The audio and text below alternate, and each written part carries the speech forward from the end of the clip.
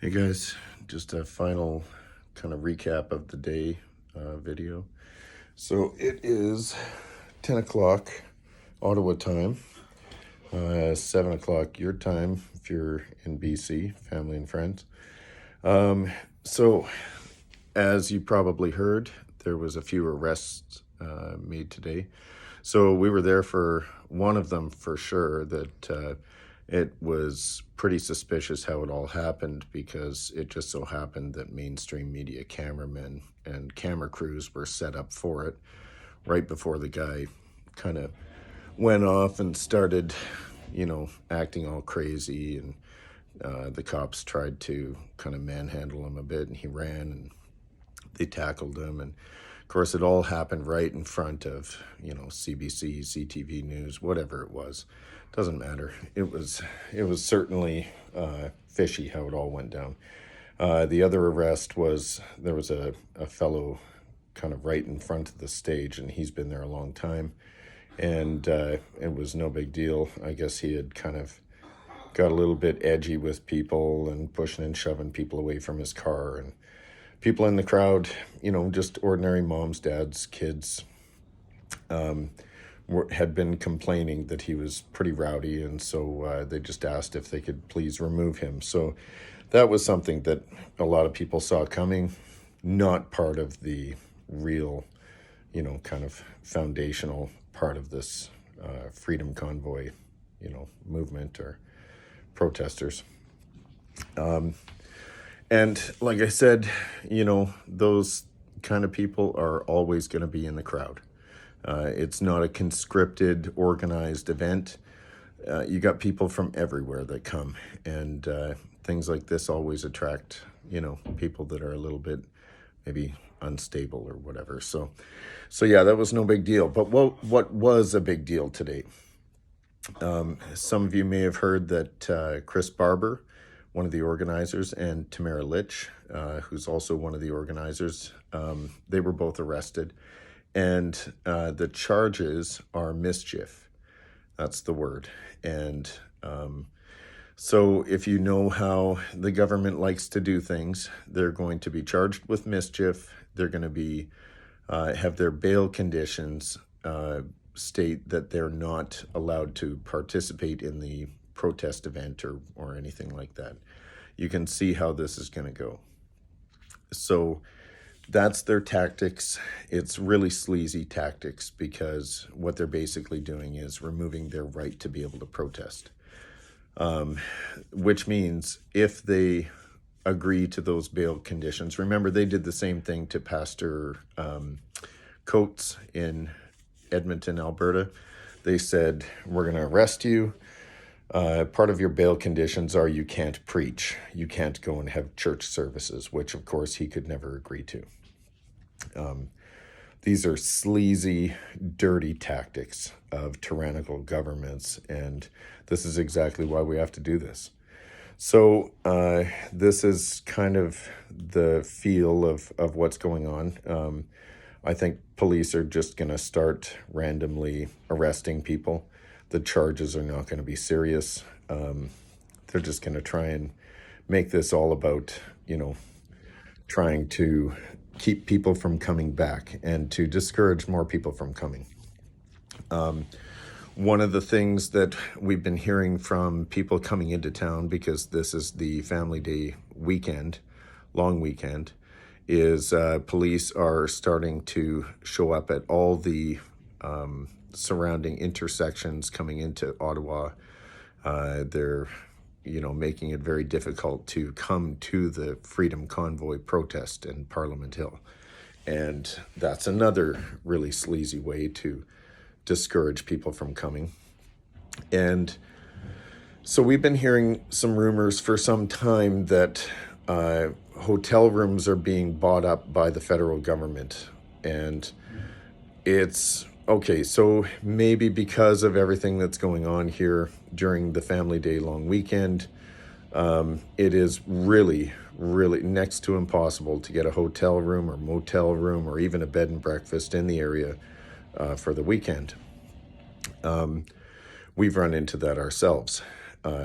It's almost ridiculous how hard it is. During the week, it's a lot easier. But we've actually had hotel staff and motel staff tell us on the phone, this weekend, it sort of makes sense why things are so booked up because it's the long weekend. The next weekend, we inquired about that, and they said, no, strangely, all the rooms are booked, and they don't know why. And so it would be interesting if there's a way to find out. I don't know if somebody could do a Freedom of Information Act request or something like that, but where's the money coming from if that is indeed happening? And if those rooms are empty. So that's just some things that we've learned in the last 24, 48 hours. Talking to people on the ground, everybody is the same. Nothing has changed in terms of the attitude. As a matter of fact, if anything has changed, it's only been, and I mean, like, these are not, kind of activist kind of people. These are like middle-aged, middle class, upper middle class people that are here with their kids or grandkids, or talking about how they're here because their grandkids mean so much to them or whatever. They're saying, this is why we have to stand, and this is why we have to make this stand now. So really just a bizarre time to be alive in Canada. The Jericho March today, the final lap was incredible. It really felt like God was in it. The Lord was in that. At the end of it, when the horns were blaring for 15 minutes, it was something to behold. It was something like, boy, I have never experienced anything like that. Probably about halfway into it, I just started to pray like I haven't prayed in a long time for my country, and it just brought me to tears. I couldn't talk. I could barely open my eyes. I was just humbled by what felt like the presence of the Lord. And I don't know, take that for what it is. I mean, could it have been just an emotional buildup or whatever? Sure, maybe. But you know what? I haven't prayed like that in a long time. That was really beautiful. So I really believe the Lord is in this. Don't lose heart. Remember, in any kind of warfare or battle, and this really is a spiritual warfare. It is spiritual, like from top to bottom. Everything you're seeing on the ground level and in physical terms, it is the outworking of what's going on in terms of the spiritual realm. We have an enemy that is constantly trying to destroy humanity, and he's had thousands of years of experience doing it, or at least working towards that. Jesus said he comes to steal, kill, and to destroy. But Jesus has come to give us life, and life more abundantly, and we are here to represent him and his kingdom and his agenda, no matter what agenda other people have, no matter what part of the world they're from, whether it's Klaus Schwab or Bill Gates or whoever. So yeah, the Jericho March was something significant. I really believe that. The police seem to be still very, peaceful.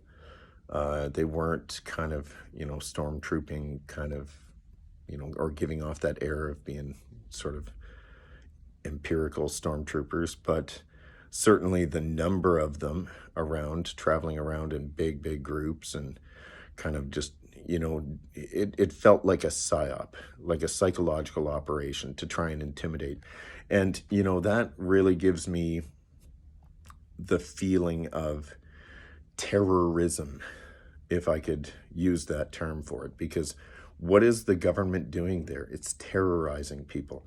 I mean, isn't that a little bit scary for all the little kids around and parents who want to bring their children to a beautiful, peaceful protest, and they feel terrorized by these, police officers marching around, in like groups of 20, 30, 40, and just cutting straight across, groups of protesters that are dancing or talking and laughing and hugging and stuff like that. It's really disgusting. Whatever their plan is in it, we just need to trust the Lord that he's in this and he's bigger. So yeah, that was another kind of, I don't know, point to make in the recap. Tomorrow, the weather was terrible, especially this evening. It was blowing wet, heavy snow. We're going to be needing to do some snow removal. Chances are there's going to be tons of, volunteers and stuff like that. But wherever we can help, we're wanting to help. Pray for Chris Barber. Pray for Tamara Lich. Pray for their lawyers who, they were already working on how they were going to deal with this. I kind of had a feeling that they were forewarned yesterday. The way Tamara at the War Memorial was hugging everyone, and at the end of the day, I don't know if you saw the video where she was, in tears, just saying that by tomorrow she could be in jail, or by tonight. She is such a sweet, genuine lady. Really, really touched by her, and I really believe that God is using this even to touch many people through them. So yeah, just really pray for them, pray for their families, and recognize that these are real Canadian heroes, and they didn't go to war on some foreign battlefield, and they didn't kill enemy troops or anything like that.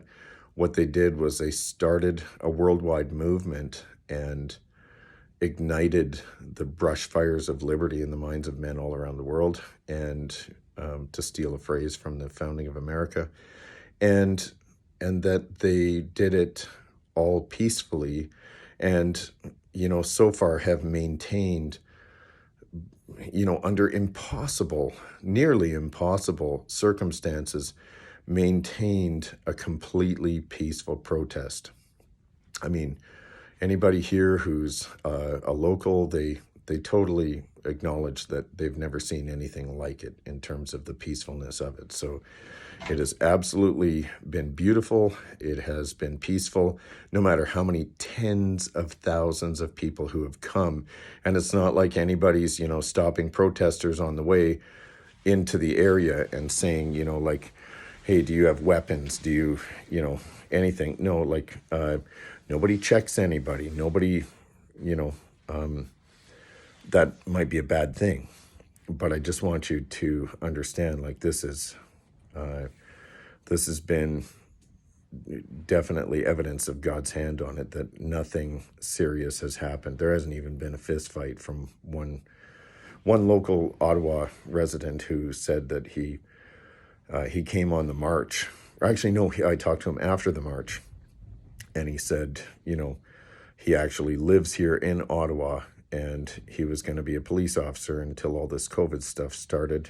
He was in the tube to, go on and become a police officer, and he actually backed out of it because he said, I just couldn't think of myself as somebody who would be handing out tickets to somebody for not wearing a mask, or, not masking their kids or whatever, or for, gathering in a place that they weren't supposed to, during COVID. So anyways, he was saying there wasn't even a single fist fight that happened. It has been absolutely just peaceful and loving, and what an amazing thing to be a part of. So yeah, just trying to think if there's anything else. So be aware that if you are coming to Ottawa, the police are making it difficult to get in, I still would encourage you to try and get in. Try and come if you can. We need the numbers. Pray for wisdom for everybody down here that is determined to stick it out as we are, because if it ends up that we get arrested and charged with mischief and bail conditions stating that you can't be a part of it, you can't return to it, I'm not sure how to handle that. And, we don't have any lawyers or anything like that. So, but we're just gonna see what the Lord kind of does with that. For anybody who is thinking about coming, but you're afraid of getting arrested, I can tell you from my teenage years, getting arrested is really no big deal, especially when you get arrested for something like mischief. Like, if you get arrested peacefully, you're not swinging punches, you're not, trying to run, they don't need to tackle you, you just basically let them arrest you. They're not going to do anything bad. You're going to sit in the car for a little bit. They're going to take you to a holding cell for a little bit. They're going to inconvenience you for a little bit. You talk to a lawyer. The lawyer makes a statement. You get your bail conditions, and boom, you're out. It's no big deal. And, now I'm not a legal advisor. I'm not a lawyer. I'm just telling you that's how it is, because I've been there.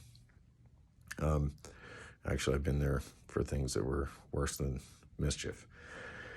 So anyways, with all of that said, just continue to pray, and pray especially for, like I said, Chris Barber, his family, Tamara Lich, her family. Can't imagine what it must be like for her kids, to know their mom's in jail right now, or, but I think they should be damn proud of her, and I know we all are. So God bless you guys. All the best. Keep us in prayer. Keep bathing this country in prayer. Our God is big. Christ is King. He is the Lord of Lords, King of Kings, and he can cause the fowler to fall into his own snare. And I believe that's what he's going to do. All right, I've made this long enough. God bless you guys. Bye.